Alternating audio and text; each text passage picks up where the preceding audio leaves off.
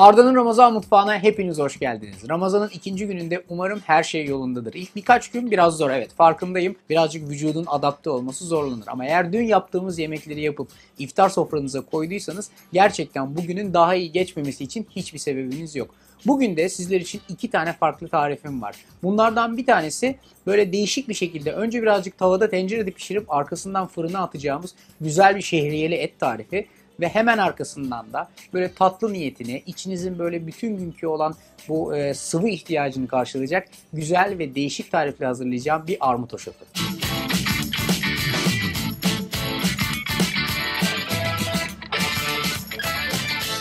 Bugün sizler için yapacağım tariflerden ilki aslında basit, lezzetli ve günlük olan, bütün gün boyunca ihtiyaç duyduğunuz her şeyi tek bir tabakta toplayabileceğiniz son derece lezzetli bir tarif. Böyle bir değişik şehriyeli kavurma gibi bir şey yapacağız. Önce ocağınızın üzerine şöyle doğru ateşi yakarak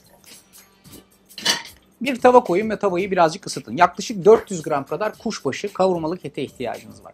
Şimdi bunu farklı farklı şekillerde yapabilirsiniz. Zaten de hep farklı farklı şekillerde yapılır. Ama ben bunu önce bir yağsız bir şekilde bir kavuracağım. Önce bir suyunu saldıracağım. Sonra o suyunu çektireceğim.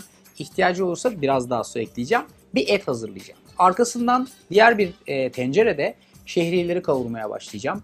Birazcık içine biber koyacağım. Soğanla tadlandıracağım. Sonra bu ikisini başka bir kapta birleştirip fırında pişireceğim. Anlatırken bile gerçekten çok lezzetli bir sonuç çıkacağına dair aklımda çılgın fikirler oluşuyor. Bu bizim aralarda böyle kendimizi şenlendirmek için yaptığımız yemeklerden bir tanesi. Şimdi tavam iyice ısındıktan sonra etlerimi olduğu gibi tavanın içine alıyorum. Şimdi bu noktada hiçbir yağ vesaire bir şey koymadığımız için yapışmaz bir tava kullanmanız, çelik bir tava kullanmanızdan çok daha iyi sonuç verecektir. Yapışmaz şöyle bir tavada bunları hızlı bir şekilde döndürüyorum ve birazcık önce renklerini döndürüyorum. Hafif bir şekilde kavuruyorum. Bırakıyorum bu etler yavaş yavaş bir sularını salsınlar. Sularını saldıktan sonra zaten kendi kendine birazcık da toplayacaklar. Ben pişmeleri için birazcık daha su ilave edeceğim. Bunlar burada oluyor. Diğer taraftan ocağımın üzerinde böyle üstünü kapatabileceğim geniş bir tencere var. Bunun altını yakıyorum ve burada da şehriyelerle olan işlemime başlayacağım. Her şeyden önce şöyle yaklaşık 3 yemek kaşığı kadar 1, 2 ve 3 yemek kaşığı kadar zeytinyağını birazcık ısıtarak işlemime başlıyorum. Bu tarifte ben 2 bardak kadar şehriye kullanacağım. 2 bardak kadar şehriyeye yaklaşık 3 bardak kadar suya ihtiyacınız var. Bunu göz kararı da yapabilirsiniz. Ya da varsa böyle hani hazır kullandığınız ölçek bardakları aynen bunun içinde işleminizi yapabilirsiniz. Şimdi bu birinci bardağım. Biraz şöyle yağımın hafif bir şekilde ısınmasını ve her yere değmesini sağlıyorum. Bu birinci bardağım olduğu gibi 3 kaşık zeytinyağının içine bu bir. İkinci bardak olacak şekilde şehriyemi koyuyorum. Tarifin güzel, eksiksiz hatta kusursuz olması için bunu şöyle güzel bir şekilde karıştıracağız. Nasıl karıştıracağız? Şehriyeyi birazcık hafif bir şekilde kavurup birazcık renk almasını, birazcık bu diriliğinin hafif bir şekilde renginin dönmesini sağlayacak şekilde böyle ufak ufak karıştırıyorum. Şimdi şehriyelerim bakın iyice kavruldu. Hatta renkleri döndü. Bu tarafta da etlerim güzel bir şekilde suyunu çekti. Tencerenin dibinde de bu güzel lezzetlerini verdi. Şimdi bu nokta itibariyle artık su ekleme safhasındayım. Etlere göz kararı ekleyebilirsiniz. Şöyle yaklaşık birazcık üstüne çıkana kadar şöyle hafif bir yaklaşık böyle bir yarım bardakla bir bardak arası su bunu kaldıracaktır. Onu ekledikten sonra da şöyle güzel bir şekilde karıştırmamız lazım. Burada bu kavrulma işlemimizde şunların renklerinin ne kadar güzel döndüğüne ve ne kadar iyi kavrulduklarına bakın. Buna da daha ölçekli bir su eklemek istiyorum. Yaklaşık bunu da aşağı yukarı 3 bardak kadar su ekleyeceğim. Bu eklediğiniz su et suyu olursa tabii ki çok daha lezzetli olur normal sudan. Ben aynen öyle yapıyorum. Buna 2 bardak şehriye koyduğumuza göre hani 1'e 1,5 ölçüsü her zaman işe yarar bir ölçüdür. Yaklaşık şöyle 1, 2, 3 bardak, hatta azıcık da şu kalanı da koyalım da 3 bardağı da tamamen koymuş olalım. Şehriye zaten o kadar güzel ki kokusu böyle olduğu gibi suyunu koyar koymaz böyle hızlıca yukarı çıktı. Bakın şimdi bunu şöyle bir tur karıştırıyorum. Birazcık baharat ekleyebiliriz. Her zamanki gibi tuz, Şöyle bir tutam. Çünkü daha ete de tuz ekleyeceğiz ve en son bitirişimizi de yapacağız. Azıcık karabiber. Bunların hepsini şöyle bir karıştırıyorum. Hafif bir şekilde altını tıkırdatıyorum. Tıkırdadıktan sonra normal bir pilav yapar gibi ağzını kapatıyorum. Yavaş yavaş pişirip birazcık demlendireceğim. Diğer tarafta şu eti göstereyim size. Bakın bunun kenarında kalan şu güzel lezzetler var ya, bu etten dökülen bütün parçalar. Esas bütün lezzet bu. Bunları burada bıraktığımız anda bütün lezzeti tavanın içinde bırakmış oluruz. O yüzden sizden isteğim şöyle bir tahta kaşıkla özellikle suyunu da koyduktan sonra ateşin altını iyice yakın ve şunun etrafındaki bütün bu lezzetli etten kalan, etten dökülen o suların tekrardan bu kurumaya başlamış suların tekrardan yemeğin içine geçmesini sağlayın. Bunları yaparsanız son derece güzel bir yemek yaparsınız ama bunları atlarsak hakikaten tarifi birazcık yavanlıktan kurtaramayız. O yüzden bunlar önemli detaylar. Aman dikkat. Şimdi bu arkadaşın altı tıkırdamaya başladı. Bunun ağzını kapatıyorum. Altını kısıyorum. Ve kendi haline bırakıyorum. Yaklaşık bir 15 dakika kadar oluyor. Bunun da altını aksine açıyorum. Birazcık harlandırıyorum. Bu suyuyla beraber birazcık bu suyunu çekmesini sağlıyorum. Şu anda çok iyi bir başlangıç yaptım. Ramazan'ın 2. günündeyim. Ve bugün her türlü öğünde ihtiyacınız olan bütün karbonhidratı, proteini, vücudunuzun eksik olduğu suyu alabileceğiniz 2 tane şahane tarif yapıyorum sizlere. Şimdi et içine koyduğumuz suyu iyice çekti ve bir parça yumuşadı. Şimdi bu nokta itibariyle artık bunun işlemlerini yapmaya başlayabiliriz. Birazcık lezzetlendirmek için, lezzeti daha doğrusu pekiştirmek için bir parça tereyağı koyacağım. Zaten şu anda ateşimiz yüksek. Şöyle bir kaşık kadar tereyağını olduğu gibi işin içine dahil ediyorum. Hızlı bir şekilde karıştırıyorum. Hemen arkasından bir tane böyle normal yemeklik doğranmış soğana ihtiyacım var. Onu da aynı tavanın içine ilave ediyorum. Ve şöyle hızlı bir şekilde karıştırıyorum. Şimdi aklınızda olsun, içine koyacağınız sebzeler ki siz istediğiniz farklı sebzeleri bunun içine dahil edebilirsiniz. Sebzelerin dirençlerine göre koyma sıralarını ayarlamanız lazım. Daha sert sebzeleri, daha fazla pişmek gereken sebzeleri daha önce koymanız lazım. Daha çabuk dağılan, daha yumuşak sebzeleri daha sonra koymanız lazım. Soğan birazcık böyle hafif bir tadını ve lezzetini bıraksın. Birazcık yumuşasın diye önden koydum. Hemen arkasından 1 dakika geçmeden de işin içine bir tane kırmızı, bir tane de yeşil böyle güzel dolmalık biberi koyuyorum. Bunları da olduğu gibi iri iri doğradım. Çok fazla ince detaya girmeden. Bunların hepsini içine koyduğum azıcık tereyağıyla beraber şöyle bir güzel bir şekilde soteliyorum. Birazca tadını arttırmak için şöyle dolu bir tutam tuz ve bir tutam da karabiber ilave ediyorum.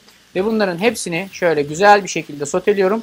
En son olarak da bunlar birazcık yumuşamaya başlar başlamaz domateslerini ilave edeceğim. Ve bunları güzel bir şekilde pişirmeye başlayacağım. Bu pişerken bu arkadaş da demlenecek. Arkasından ikisi beraber bir bütün olarak fırına girmeye hazır olacaklar.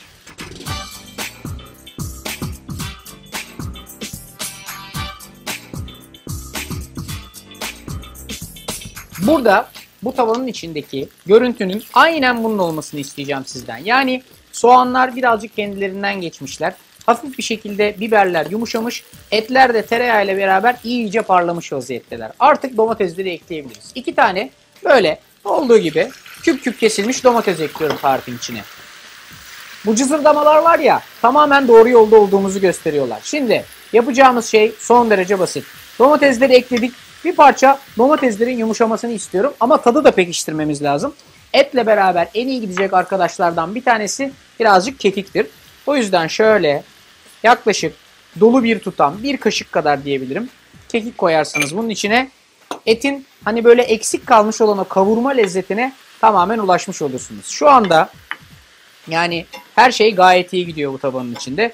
Domatesler bir parça suyunu salacaklar ama bu su size yetmeyecektir. Daha doğrusu şöyle anlatayım size. Bu arkadaş bir taban olacak. Bu arkadaş da onun üzerine kaplanacak. Ama bu etin mümkün olduğu kadar sulu ve birazcık da sıvı olması lazım ki fırında pişerken kupkuru tatsız tuzsuz olmasın. O yüzden domatesler hafif bir şekilde suyunu saldıktan sonra sizden ricam birazcık su eklemeniz. Ne kadar? Göz kararı. Fırında pişeceği kadar. Bir bardağa geçmesin ama şöyle yarım bardak kadar su eklemek sizin işinizi oldukça kolaylaştıracaktır. Her şeyi karıştırıyorum. Yarım bardak suyu ekliyorum. Ondan sonra bu ikisini nasıl birleştirdiğimi gösteriyorum. bu arkadaşın içine dediğim gibi şöyle yarım bardak kadar da su koyarsanız kendi işinizi kolaylaştırmış olursunuz. Şimdi bakın istediğim kıvam aynen bu. Şöyle sulu, ıslak ama önden iyice kavurduğumuz ve bütün lezzetlerini çıkarttığımız güzel bir karışım var bunun içinde. Diğer taraftan da şöyle iyice demlenmiş olan ve artık altını kapatayım. Bir 5 dakika daha burada demlendirmeye bıraktığım şehriyem var. Şimdi suyu koyduktan ve tıkırdattıktan sonra sizden istediğim şöyle sulu bir katmandayken bunu artık altını kapatıp birleştirme safhasına geçmeniz. Bu aslında bir kavurma ama tabii bir kavurma olmak için biraz fazla sulu. Sebebi de şu, altına sereceğimiz şehriyeyi birazcık ıslatması, birazcık sulandırmasını istiyorum. O yüzden şehriyemi buraya alıyorum. Birazcık dinlendirdim ve hafif hala ıslak kalmasını benim için hiçbir mahsuru yok. Bunu normalde tek başına bir şehriye gibi yapıyor olsaydık bunun tamamen iyice dirileşmesini isteyecektim. Fakat bu arkadaşı güzel bir şekilde bunun içinde yapıp üstüne de buradaki o sulu olan kavurmayı koyacağım için, fırında da pişireceğim için birazcık nemli kalmasının esas benim istediğim şey olduğunu bir kere daha hatırlatıyorum size. Olduğu gibi tek bir katman olarak şehriyeyi bu fırın kabımın içine dikkatli bir şekilde yayıyorum.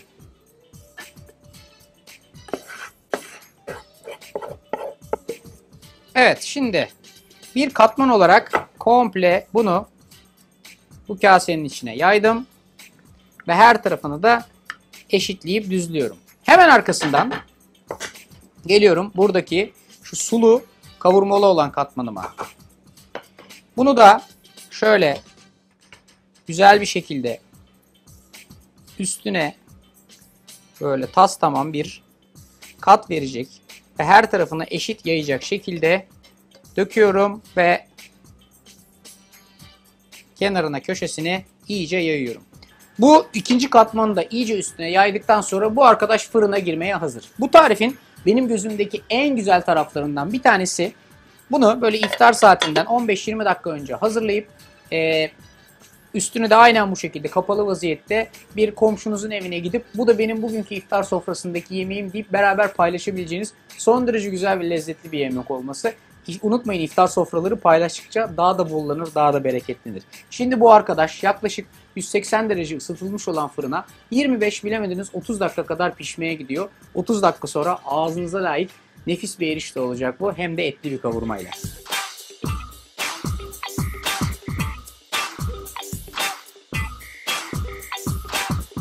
Fırındaki arkadaş öyle yavaş yavaş pişerken ben şimdi size Ramazan boyunca her iftar sofrasına yakışacak çok güzel bir tarif vereceğim. Bir komposto tarifi vereceğim. Bir armut kompostosu bu. Bunu yapmak için şimdi Arda delirdin mi, niye izli tavayı ocağa koydun demeyin.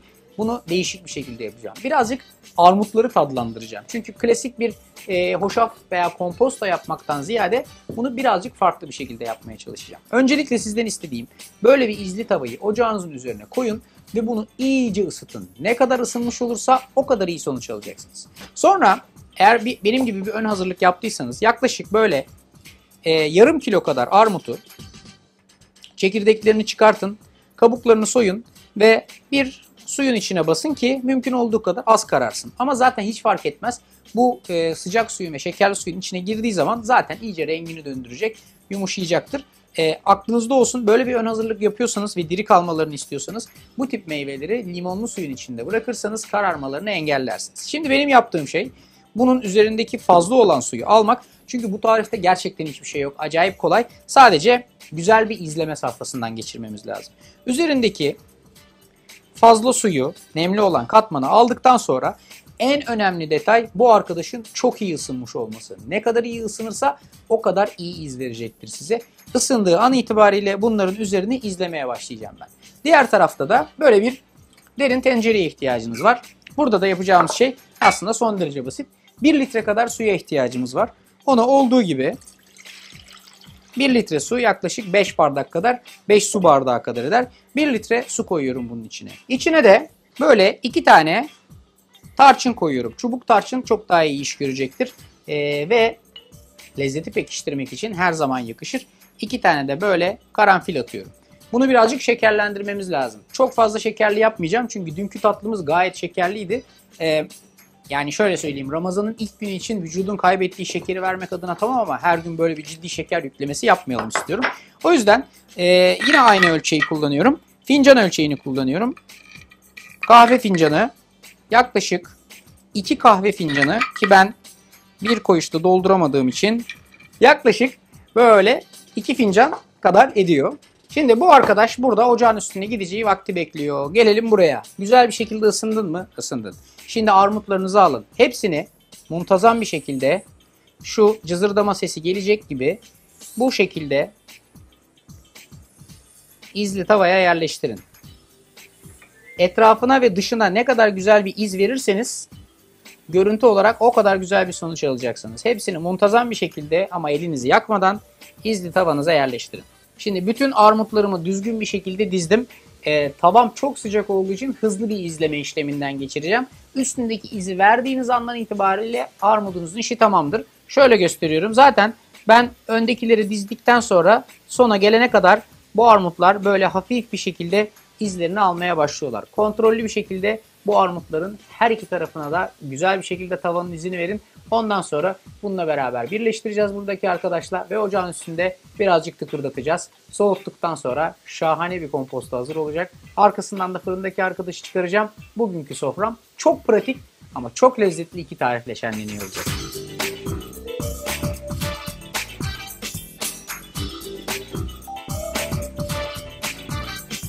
Şimdi bakın, bu izleme işi gerçekten önemli. Çünkü armuda istediğim bu isli tadı verecek olan ve bu kompostoyu standart bir kompostodan biraz daha farklılaştıracak olan işlem bu işlem.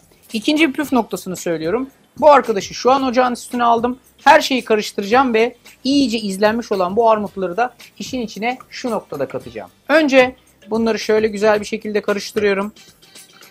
Birazcık şekeri eritiyorum ve daha ısınmamışken pişmiş olan armutlarımı altını kapatıyorum ve hızlı bir şekilde buradaki biraz sonra komposto olacak lezzetli karışımın içine atıyorum. İstediğim bu isli tadı ve isli kokuyu bu izler verecek. Sıradan ve standart bir armut kompostosu yapmak yerine siz böyle birazcık farklı, birazcık isli ve birazcık da izli bir armut kompostosu yapıyor olacaksınız. Bunun püf noktası da dediğim gibi bu arkadaşları henüz kaynamadan bu işin içine dahil etmek ve ateşin üzerinde güzel bir şekilde kaynatmak. Şimdi bu arkadaş burada güzel bir şekilde tıkırdayacak. Yaklaşık 20-25 dakika kadar kaynatıp arkasından ocağın üstünde alacağız. Biraz oda sıcaklığında bekleteceğiz. Sonra atacağız buzdolabına, buz gibi olacak. Akşam iftar sofrasında içinizi serinletecek. Fırındaki arkadaş piştikten sonra kendi kapağı üzerinde kalsın. Biraz da öyle demlensin. Tam iftar saatinde sofraya getirin. Muhteşem bir ikili olacak üstündeki kavurmayla. Bugünkü lezzetlerim hakikaten birbirinden şahane. Sizin de bunları alıp sofraya koymamak için hiçbir eksiğiniz yok. Ben şimdi bu ikisini hazırlıyorum. Arkasından sofrada bu iki lezzeti buluşturuyorum.